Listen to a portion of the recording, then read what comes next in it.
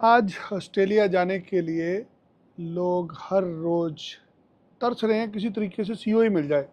COE नहीं मिलती, क्यों नहीं मिलती? क्योंकि आप जीटी क्लियर नहीं करते।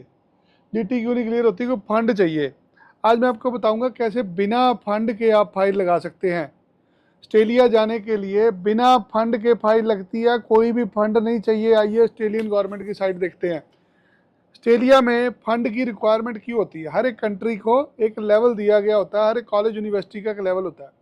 मेरे सामने यूनिवर्सिटी ऑफ मेलबर्न की साइट खुली हुई है।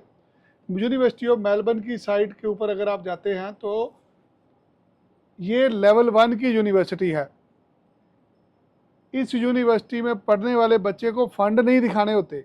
कैसे नहीं दिखाने होते, आइए देखते हैं।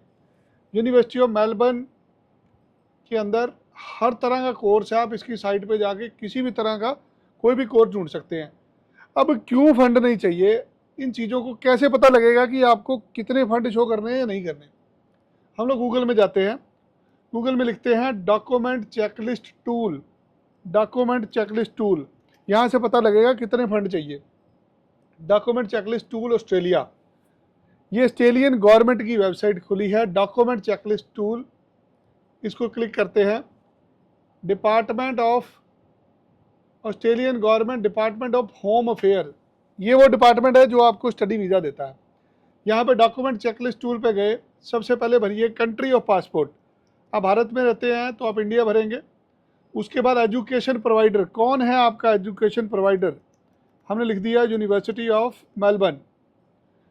यूनिवर्सिटी ऑफ मेलबर्न ने यदि आपको सीओई दे दी तो ऑटो ग्रांट आता है। इसमें जैसे ही लॉन्च करेंगे अभी वीज़ा आ जाएगा। अभी जैसे हम बटन दबाएंगे अगले 5 सेकंड में वीज़ा ऐसे आएगा। आइए दिखाता हूँ। आपने भरा यहाँ पे यूनिवर्सिटी ऑफ मेलबर्न। उसके बाद पूछ रहा है I am one of the following. आपको यहाँ पे अब डिस्प्ले एविडेंस में दिखाएगा क्या क्या कागज चाहिए फाइल के अंदर। सबसे पहले क्या लिखा है? Documentary evidence list. आपको क्या पहला कागज देना है? आइडेंटिटी प्रूफ देना है, पासपोर्ट की कॉपी। दूसरा एविडेंस ऑफ इंटेंडेड स्टडी, जो आप पढ़ने जा रहे हैं। डिटेल्स में जाइए। आपको कंफर्मेशन ऑफ एनरोलमेंट चाहिए। आपको सीओई चाहिए यूनिवर्सिटी ऑफ मेलबर्न से। उसके बाद मांगते हैं अगर आप अंडर 18 हैं तो आपको कंसेंट देनी है, पेरेंटल कंसेंट, माँ बाप का एक साइन चाहिए यदि 18 साल से कम है। हेल्थ इंश्योरेंस चाहिए आपको। जेन्युइन स्टूडेंट रिक्वायरमेंट, एक आपको स्टेटमेंट ऑफ पर्पस बनाना है जिसके अंदर आपको अपने बारे में सारी डिटेल लिखनी है।